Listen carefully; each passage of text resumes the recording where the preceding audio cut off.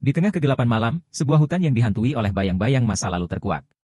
Kabut tebal menggulung, menyelimuti setiap pohon dan jalan setapak, menuntun kita menuju sebuah kuil kuno yang telah lama ditinggalkan.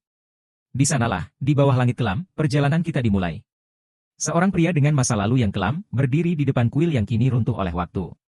Dalam balutan pakaian tradisional, matanya yang tajam menatap ke depan, penuh dengan tekad.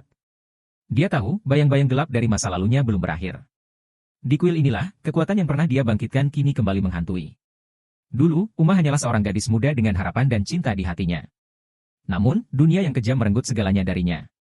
Di sebuah ruangan yang sepi, dikelilingi oleh kegelapan, air mata Uma jatuh, membawa beban pengkhianatan yang tak termaafkan. Dan sekarang, dia kembali. Bukan sebagai gadis yang rapuh, tapi sebagai roh yang marah, haus akan balas dendam. Di tengah malam yang pekat, sebuah koridor panjang di kuil itu kini menjadi saksi bisu dari kehadiran yang tidak diundang. Cahaya yang redup berkedip-kedip, seakan memberi peringatan.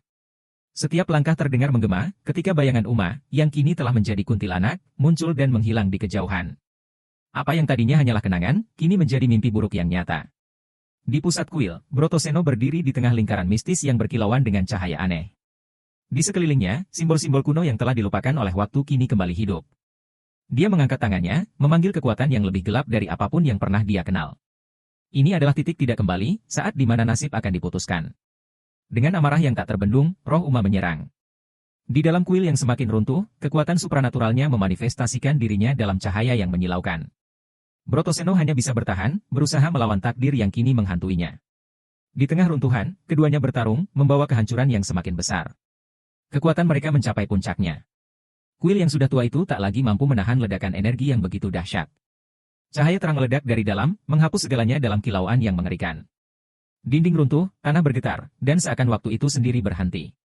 Di tengah kehancuran itu, hanya tersisa bayang-bayang dari pertempuran terakhir mereka. Saat pagi menjelang, Kuncoro, sang pendeta sakti, berdiri di antara runtuhan. Di bawah sinar matahari pertama, dia merenungkan semua yang telah terjadi. Kuil yang hancur, roh yang terlepas, dan pertempuran yang tak pernah sepenuhnya selesai. Tapi dalam hati, dia tahu, ini bukanlah akhir. Cahaya pagi membawa harapan baru, namun juga membawa kenangan akan kegelapan yang tidak akan pernah benar-benar hilang.